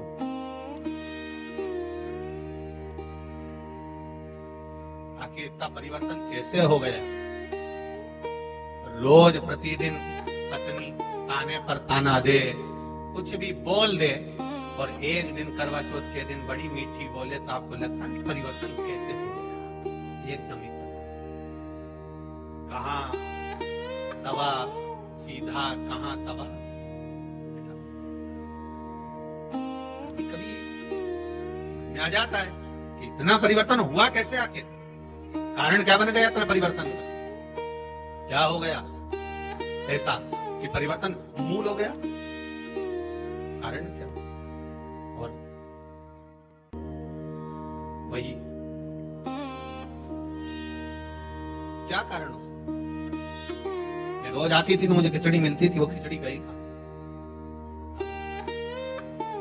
बूढ़ी मां को मिली, उसने नियम ले रखा था, एक नियम बनाकर रखा था कि जो भगवान मुझे प्रसाद दिए हैं मैं उसी का सेवन करूं, उसी का। आपसे भी निवेदन है, एक नियम आपकी जिंदगी में ऐसा बनाकर चलो कि मैं रोज भगवान का दर्शन करके जाऊंगा।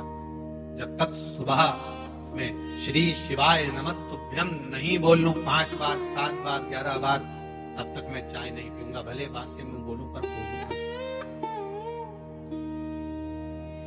भले वास्य में बोलूं पर बोलूंगा श्री शिवाय नमस्तुभ्यम। अगर भोजन करूंगा तो मैं श्री शिवाय नमस्तुभ्यम जरूर बोलूं। एक नियम कोई सा भी बना लो, उठूंगा तो बोलूंगा, या भोजन करूंगा तब बोलूंगा, या मैं स्मरण करूंगा भगवान के कोई भी कार्य के लिए जाऊंगा तो मैं श्री शिवाय नमस्तुभ्यम या पंचाक्षर मंत्र ओम नमः शिवाय, राम कृष्ण जो तुम्हारी मर्जी पड़े वो बोलूंगा, बोलूंगा जरूर।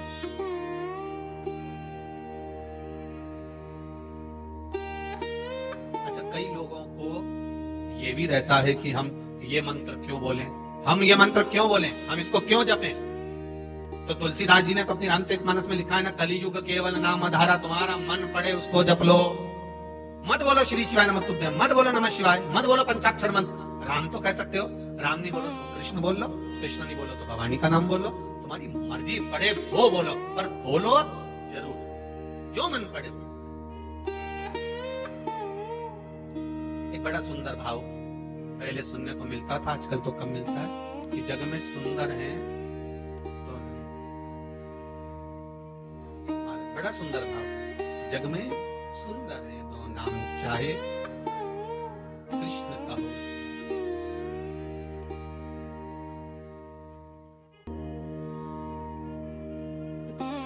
बड़ा भाव, बोलो राम राम राम, बोलो कृष्ण।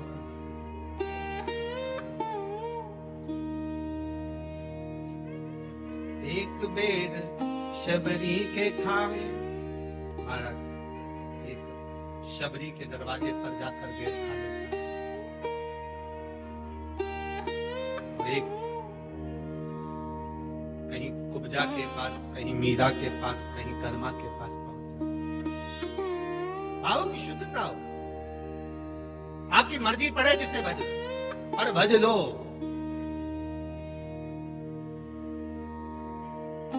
तुम्हारी मर्जी पड़े उसका स्मरण करो, पर करो। एक नियम बना, श्री शिवाय नमस्तु, अच्छे से बोलो एक बार प्रेम से, श्री, अरे साथ में बोलो, श्री शिवाय नमस्तुभ्यं। एक बार फिर से बोलिए, श्री शिवाय नमस्तुभ्यं। तुम्हारा मन पड़े वो भज लो, पर भजो। कहते हैं ना, पानी वही पीते हैं जिनको प्यास लगती है, शिव का नाम वही लेते हैं जिनको विश्वास लगती है।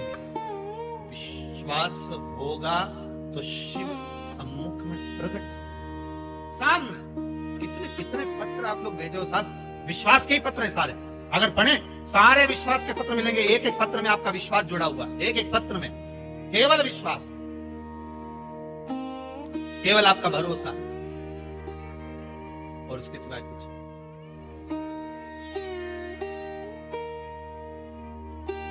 उसके सिवाय कुछ, केवल विश्वास जुड़ा। मैं आती थी, मुझे खिचड़ी मिलती थी, पर अब खिचड़ी नहीं मिलती। खिचड़ी ना जाने कहां चली, किसने फेंक दी उसको, कहां गई। खिचड़ी का पात्र ढूंढ रही है, पर मिल नहीं रहा। ढूंढा गया, मिला नहीं। जब मिला नहीं, आज भूखी रह गई। उसने नियम बनाया था, जो भगवान मुझे भोग देगा वही मैं पाऊंगा। कार्तिक महीने का एक नियम बना लो आप भी, कोई सा भी एक नियम। शाम के समय पर दिया लगाऊंगी मैं, बेलपत्री के पेड़ के नीचे, पीपल के वृक्ष के नीचे, या आंवले के वृक्ष के नीचे। वहां लगाने नहीं जा सकती तो अपने दरवाजे के बाहर लगाऊंगी, तुलसी के क्यारे में लगाऊंगी। ये भी नहीं कर सकती, परिंदे पर दिया लगाऊंगी, जहां पानी का मटका हो, हंडा हो, वहां लगा दो। ये भी नहीं कर सकती तो पूरे कार्तिक के महीने में दरवाजे पर मैं पानी छीटूंगी। इतना तो बना सकते हो कि अपने घर के दरवाजे पर मैं पानी छीट दूंगी, द्वार पर जल का छींटा कर दूंगी। ये भी नियम ना बने तो मैं प्रतिदिन ठाकुर जी को एक तुलसी का दल समर्पित करूं। तुलसी का किसी भी महीने के अंतर्गत प्रसंग में आपने नहीं सुना होगा कि भगवान विष्णु और भगवान शंकर का मिलन हुआ, पर कार्तिक महीने की वैकुंठ चतुर्दशी का दिन एक ऐसा होता है जिस दिन शंकर भगवान और भगवान विष्णु का मिलन होता है। एक बात आपको पहले भी कही, सारी दुनिया की दिवाली देखना और उज्जैन महाकाल के उस पावन नगरी में हरिहर मिलन देखना। कहां पर? जम के बोलिए ना, उज्जैन महाकाल की नगरी में हरिहर मिलन देखना। सारी दुनिया में जितने, पूरी पृथ्वी पर जितने फटाके दिवाली पर छूटते होंगे, उतने फटाके उज्जैन नगरी में हरिहर मिलन के दिन छूटते होंगे। उतने फटाके कि आज शंकर और भगवान हरि का, मेरे ठाकुर का, मेरे राम का, मेरे कृष्ण का, मेरे गोपाल का मिलन हो रहा। आज महाकाल राजा मेरे भगवान नारायण से मिलने के लिए आए। और एक बात और अच्छे से कह दे, जितने फटाके दीपावली पर छूटते होंगे, उतने फटाके उससे ज्यादा भगवान शंकर और नारायण के मिलन पर छूटते हैं वैकुंठ चतुर्दशी पर। और जितने फटाके वैकुंठ चतुर्दशी पर उज्जैन महाकाल की नगरी में गोपाल जी और महाकाल के मिलन पर छूटते होंगे, उससे ज्यादा फटाका जिस दिन भक्त और भगवान मिलता होगा उतने छूटते होंगे। उससे ज्यादा फटाके तब छूटते हैं जब एक भक्त का मिलन भगवान से होता है। एक निर्मल मन का जीव जब परमात्मा से मिलन करते हैं।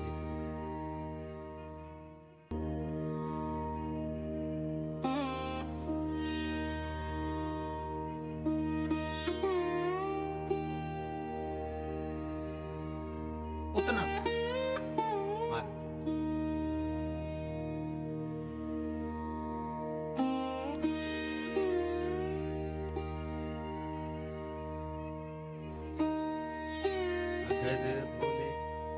मेरा घर काशी बना देते तो क्या, मुझे भी अपनी काशी में बसा लेते तो क्या।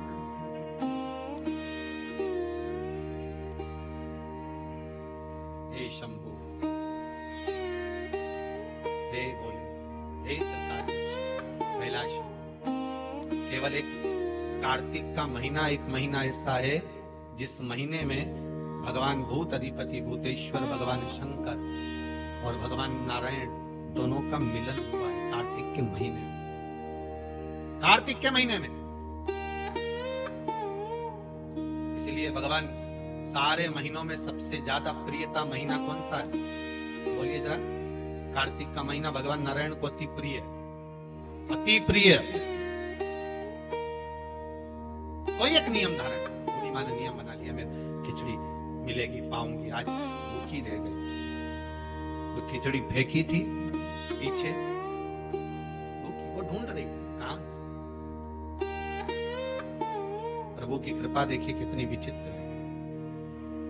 कार्तिक महीने में किया गया दान, कार्तिक महीने में किया गया पुण्य, कार्तिक महीने में किया गया सत्कर्म, कार्तिक महीने में, इसलिए कार्तिक के महीने में गोपाष्टमी आती है, इसलिए कार्तिक के महीने में अन्नकूट महोत्सव होता है, इसलिए कार्तिक महीने में दीपदान का महत्व होता है। कार्तिक के महीने में दान पुण्य की मात्रा बढ़ जाती है, दान की मात्रा बढ़ जाती है, पुण्य की मात्रा बढ़ जाती है, सत्कर्म की मात्रा बढ़ जाती है, भजन की मात्रा बढ़ जाती है। और दोनों यजमानों को बहुत बहुत धन्यवाद कि आप कार्तिक के महीने में कार्तिक महत्तम शिव महापुराण की कथा जनमानस को श्रवण करा रहे हैं। पूरा विश्व सुन रहा है इस पावन कथा को 2 बजे से 5 बजे तक। फेसबुक यूट्यूब पर सारे भगत लोग श्रवण कर रहे हैं इस पावन कथा को। बहुत बहुत साधुवाद।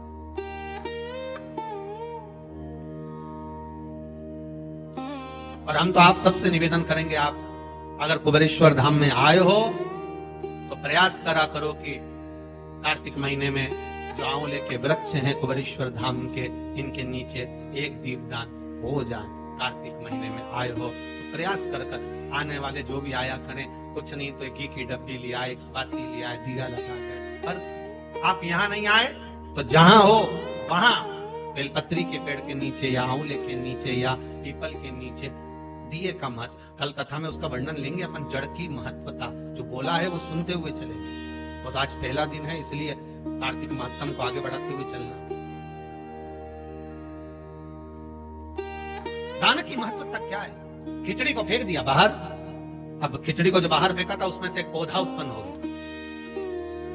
अब उस पौधे में 2 फूल लगे। अभी आपको कथा में कहा था जो हमने डाला है, बोया है, वो मिलेगा जरूर, उसका फल जरूर मिलता है। जो आप भजन कर रहे हो, कथा सुन रहे हो, स्मरण कर रहे हो, मंत्र जाप कर रहे हो, नाम जाप कर रहे हो, उसका फल मिलेगा जरूर, उसका फल प्राप्त जरूर होगा। अब ये माता जी ने बोला, खरगोन वाली ने, कि हमने तो केवल कथा सुनी थी। एक माता जी बोली कि हम तो केवल आए थे नवरात्रि की पहले दिन, और क्यों ना मिले? अगर आपने दिल से श्रवण कराए, भाव से श्रवण कराए, तो क्यों ना दे? तेरे दरबार की बाबा निराली शान देखी, तुझे देते नहीं देखा, पर झोली भरी देखी। ये झोली अगर भरी है तो उसी ने ही तो, बस दिल से कहकर, दिल से कहकर, शंभु शरणे मांगू घड़ी रे घड़ी, दुख का दया करी न दर्शन। हे बाबा, दुख भारी है, समस्या बड़ी बहुत विकट है, पर मैं जानती हूँ कि मेरा शंभु मेरे निकट है। बहुत कष्ट है इस जीवन में, बहुत कष्ट।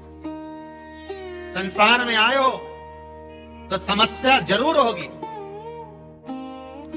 अगर पृथ्वी पर जन्म लिया है तो हर व्यक्ति के जीवन में समस्या रहेगी। पर पृथ्वी पर जन्म लिया है तो जैसे हर व्यक्ति के जीवन में समस्या है, उसी तरह हर समस्या का हल भी देव अधिदेव महान देव है। हर समस्या का हल शंकर शिव है, ओगरदानी, त्रिकालदर्शी, कैलाशी, अविनाशी। हर समस्या। महाराज तो फूल लग गए, उस फूल को वहां का राजा निकलकर जा रहा था, बड़े सुंदर फूल दिखे उसको। दो फूल कितने अच्छे लगे, अपने रथ को रुकवाया, जाओ दोनों फूल तोड़ कर लाओ, फूल तोड़ कर लाओ। राजा के घर में संतान नहीं थी, एक भी औलाद नहीं थी, कई वर्ष निकल गए थे। दो फूल लाए, वो फूल राजा लेकर गए, अपनी रानी को दिए। शादी के 34 वर्ष हो गए थे पर संतान नहीं। कभी कभी आश्चर्य होता है, कहीं कहीं पहाड़ों पर जाकर देखा तो पत्थर में भी वृक्ष लग रहा, पत्थर में भी फूल खिल रहा, पत्थर में भी पौधा लगा है। अब सोचने वाली बात है कि पत्थर है, चारों तरफ कहीं मिट्टी नहीं दिख रही, तो इसमें पौधा कहां से आ गया? आपने भी तो देखा होगा, पत्थर में पौधा है, मतलब यह पक्का है कि इस पत्थर के अंदर कहीं ना कहीं कोई भाग अंकुरित हुआ है। उसी तरह आपके जीवन में भी पत्थर ही पत्थर लिखे होंगे, तो भी शिव रूपी बीज अगर दिल में आ गया तो पौधा जरूर लगेगा, ये पक्का पौधा लगेगा। आए हो ना आस लेकर, विश्वास लेकर पहुंचे हो ना कुबेरेश्वर धाम, और जो नहीं आए वो टीवी पर विश्वास लेकर कथा सुन रहे हैं, मोबाइल पर सुन रहे हैं, फेसबुक यूट्यूब पर सुन रहे हैं, विश्वास लेकर सुन रहे हो ना, तो ये पक्का है चारों तरफ पत्थर भले हो, जीवन में दुख भले भले हो, कितना भी दुख लिखा हो, पर अगर शंकर की कथा का एक बीज अपने भीतर अंकुरित हो गया है तो पौधा लगेगा, पत्थर पर भी छाए हो जाएगी, पत्थर पर भी छाए। विश्वास रखिए। अगर भोले बाबा का सहारा न होता तो दुनिया में कोई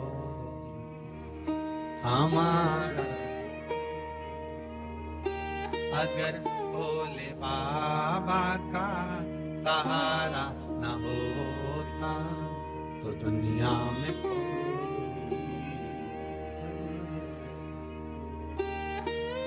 दुनिया में कोई हमारा न होता, अगर भोले बाबा का सहारा न होता, दुनिया में कोई हमारा न होता, अगर भोले, सब गाइए, सहारा जब से मिली है दया हमको इनकी, जब से मिली दया हमको तब से बदल मेरी जो जीवन बेकार था उस एक पत्र है, किसी ने लिखा है कि मैं कभी किसी महाराज की अच्छे अच्छे कथाकार भले हो, संत क्यों ना हो, साधु क्यों ना हो, उसकी कथा नहीं सुनती थी। किसने लिखी है? बड़ा सुंदर बात लिखी। किसने लिखा है?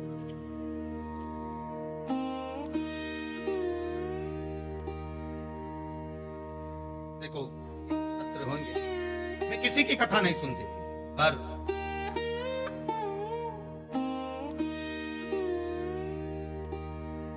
एक छोटा सा पत्र था, किसी ने लिखा हो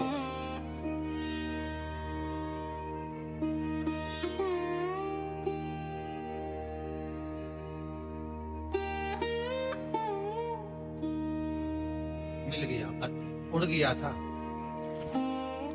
हम वही सोच रहे पत्र तो था। सुनीता जी रघुवंशी हैं, गंज बासोदा, जिला विदिशा से। कहाँ बैठी है?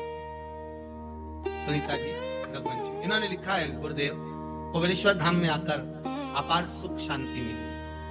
गुरुदेव जी आपके द्वारा बताए गए उपाय से अपने पति की रक्षा करी है। मेरे पति को रोग हो गया था, जिसके कारण बस मेरे पति रोग से मुक्त हो गए। जहां भी बैठी हो, कहीं बैठी है, उन्होंने लिखा है, मैं कभी कोई भागवत कथा, शिव कथा या अन्य कोई कथा किसी महात्मा संत की नहीं सुनता, पर जब से कथा श्रवण करी आपकी, उसके बाद में कोई संत नहीं बचा जिसकी कथा नहीं सुनती, अब सबकी सुनती हूं। मन लग गया ना। पत्थर है ढेर, पहाड़ पर भी अगर पौधा लगा सकता है। ये सारे पत्र यही रखे रहते हो, तुम लोग पढ़ लेना बाद में। फैंसी और वाला महाराज झूठ तो नहीं बोल रहे?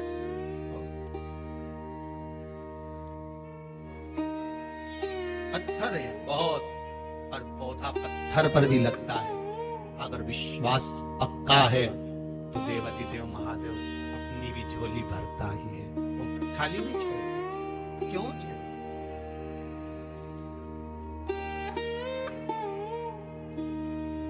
अगर भोले बाबा सहारा तो दुनिया में कोई हमारा, दुनिया में कोई हमारा न होता अगर भोले बाबा का सहारा।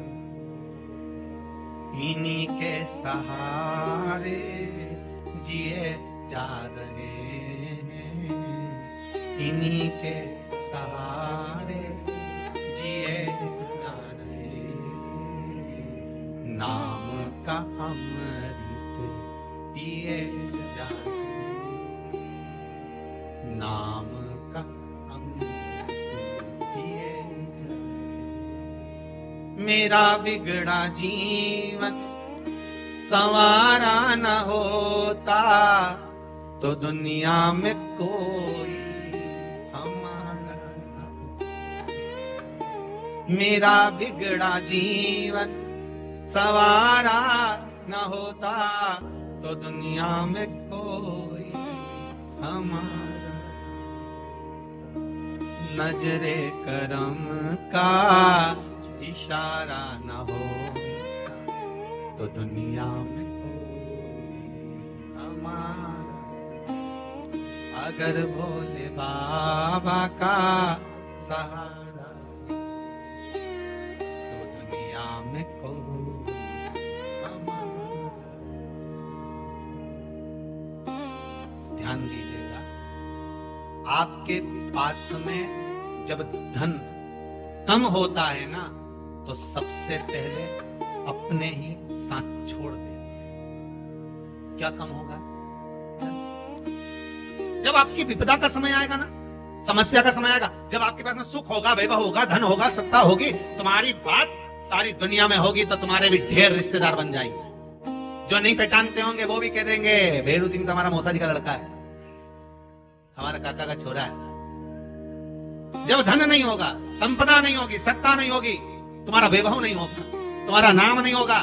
जरा सा किसी ने तुम पर उंगली उठा दी, जरा सा किसी ने आपके ऊपर लांछन लगा दिया, कुछ शब्द बोल दिए,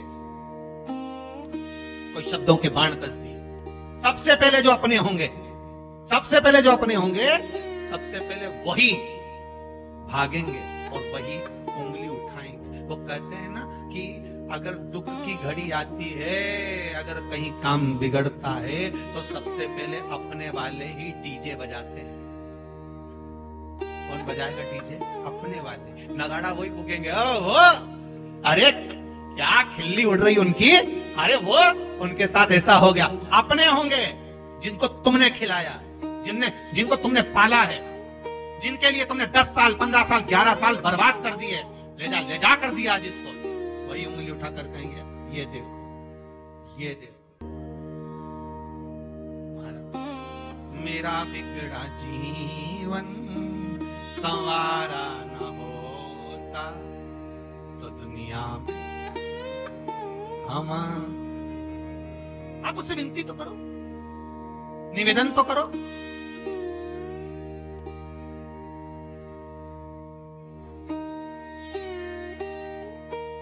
और आप अगर भाव रखकर आए हो, विश्वास रखकर आए हो, तो भगवान क्यों ना कृपा करें, क्यों ना कृपा करें।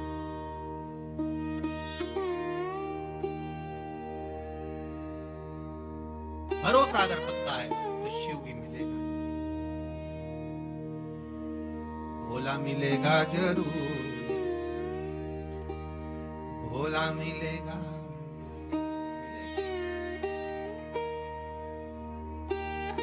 काहे बटोरे कंकर पत्थर, जब हीरा मिला कोहिनूर, भजन करो भोला,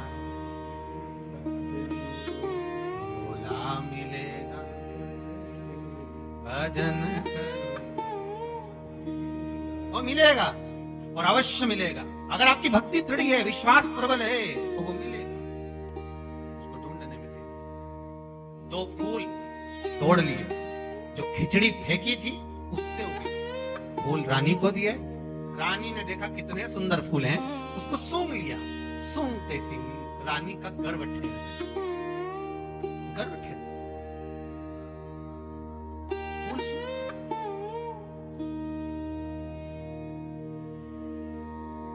गर्व ठेरा। समय आने पर दो बेटे हो, कितने पुत्र हुए? समय आने पर दो पुत्र हो गए, दो बेटे हुए। अब वो दोनों बेटे राजभवन से निकलकर रोज जाते। जन्म लिया उस दिन से लेकर राजभवन में आज तक बेटों ने कभी जुबान नहीं खोली। 15-15 साल के हो गए पर बेटे बोल नहीं पाते थे, निपट गूंगे कहते थे लोग इनको, कि बोलते नहीं है, गूंगे। ये दोनों बेटे वन में गए मृगा करने के लिए, हिरण मारने के लिए, कोई चील को मारने के लिए। वहीं पर बुढ़िया बैठी थी। जिस दिन से कार्तिक का महीना पूरा निकल गया था, उसके बाद भी उसकी वो खिचड़ी भूल नहीं पाई थी कि मेरी एक दिन की खिचड़ी और मेरा कटोरा कहाँ गया, कहाँ गई खिचड़ी, कहाँ गया कटोरा। दोनों बालक जाते जाते बोले ये रही खिचड़ी, ये रही कटोरा।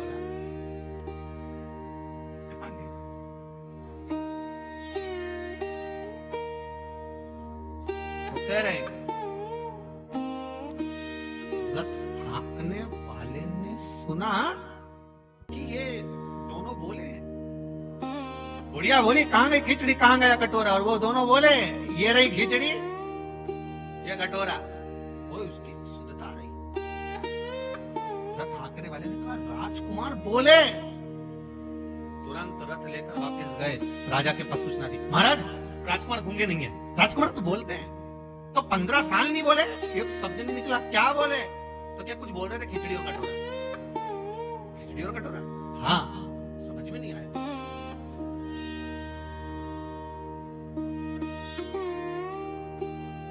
कितना भी सत्य को छुपाया पर सामने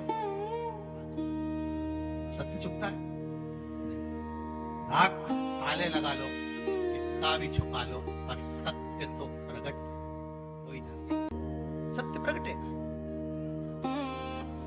राजा ने कहा ऐसा हो ही नहीं सकता, फिर बेटों से बुलवाया, कुछ बोलो नहीं, कुछ बोलो नहीं, नहीं बोले, कुछ नहीं बोले। जब दूसरे दिन फिर निकले राजकुमार, आज राजा रथ के पीछे पीछे चला घोड़े पर, राजकुमार आगे आगे चले, बुढ़िया फिर मिल गई, कहां गई खिचड़ी, कहां गए कटोरा। दोनों राजकुमार फिर रथ को रुकवा कर बोले ये रही खिचड़ी, ये रहा कटोरा। राजा ने सुन लिया, राजकुमारों को नीचे उतारा, बूढ़ी माँ के पास गए, माँ ये बताओ ये खिचड़ी और कटोरा क्यों पूछ रही है, और मेरे बेटे बोल रहे हैं खिचड़ी और कटोरा, तू क्यों बोल रही है। बूढ़ी माँ ने कहा मैं जब कार्तिक का स्नान करती थी, तारा स्नान करती थी, तब मेरे भगवान ने वचन दिया था मुझको कि तू नियम बना, तेरे भरण पोषण की जवाबदारी मेरी है। मेरे लिए खिचड़ी रख कर जाते थे। एक दिन नवमी तिथि थी, कौन सी तिथि, नवमी, जिसको हमारे यहाँ आंवला नवमी कहते हैं। कार्तिक लोग कहते हैं आंवला नवमी मतलब अक्षय नवमी, अक्षय नवमी मतलब इस दिन दान किया गया कभी छिन्नित नहीं होता, समाप्त, जैसे अक्षय तृतीया होती है ऐसी आंवला नवमी। वैसे तो कार्तिक महीने में जितना दान पुण्य स्मरण भजन किया जाता है वो कभी छिन्न नहीं होता। फिर नवमी तिथि, अब वो नवमी तिथि को महाराज मैंने नियम लिया था, भगवान मेरा भरण पोषण करेंगे, स्नान करूंगी मैं, तारा स्नान। तो फिर एक दिन मेरे भगवान खिचड़ी रख कर गए और मेरी खिचड़ी को किसी ने फेंक दिया। कहां पर रहती है तू, बूढ़ी माँ ने कहा वहां। पड़ोसन से पूछा क्यों, इसकी खिचड़ी रखी थी, कहां गई। अब राजा के डर के मारे पड़ोसन ने कह दिया मैं नहीं फेंकी थी। कहां फेंकी, घर के पीछे। घर के पीछे कहां पर, कि ये जो पौधा लगा है ना, ये खिचड़ी में से ही लगा है। अच्छा, राजा ने मन में सोचा उसी के 2 फूल तो मैं तोड़ के ले गया था, वही 2 फूल मैंने रानी को दिए थे, रानी ने वो 2 फूल सूंघे और उसका गर्भ ठहरा, मतलब खिचड़ी और कटोरा मेरे घर में जो भगवान ने दिया। बूढ़ी माँ ने दोनों पुत्रों को गोदी में लेकर हृदय से लगाया, बेटा मुझे क्या मालूम था कि खिचड़ी का प्रसाद जो मैं खा रही हूं, जो मिल रहा है, मेरे जीवन को क्या सुख देगा। मंदिर का थोड़ा सा प्रसाद भी हमारे जीवन को सुख दे दे। अब तुम बोलना प्रारंभ करो, इस संसार के लोगों की सेवा में लग जाओ, क्योंकि तुम राजा के पुत्र हो। बूढ़ी माँ से कहा आप अगर राजभवन में रहोगी तो हम सेवा का भाव अंकित करेंगे, तो हम सेवा करें। कहां वो सतयुग की कथा को लेकर आए, वचन दिया भगवान ने, तो वो दोनों राजकुमार कोई और दूसरे नहीं थे, वो मेरे कृष्ण और बलराम ही थे। उन्होंने कहा कि माँ तूने अभी, हमने तेरे को खिचड़ी खिलाई है, जब कली काल आएगा तू कर्मा के नाम से जानी जाएगी और तेरी खिचड़ी हम आकर खाएंगे।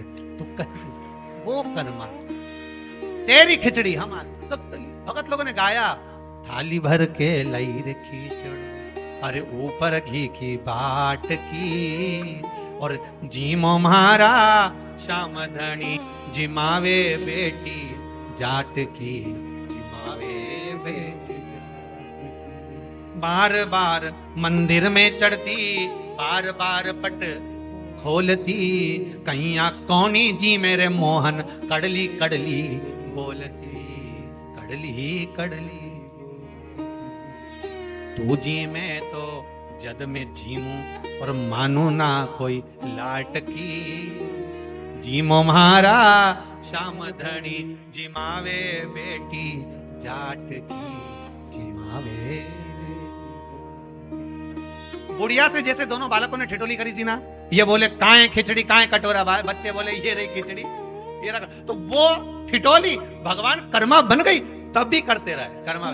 पर दो भूल गई सांवरिया, पर दो फेर लगायो जी, और 36 कली का लहंगा, घांगरिया की ओट बैठ कर शाम खींचड़ो आयो जी।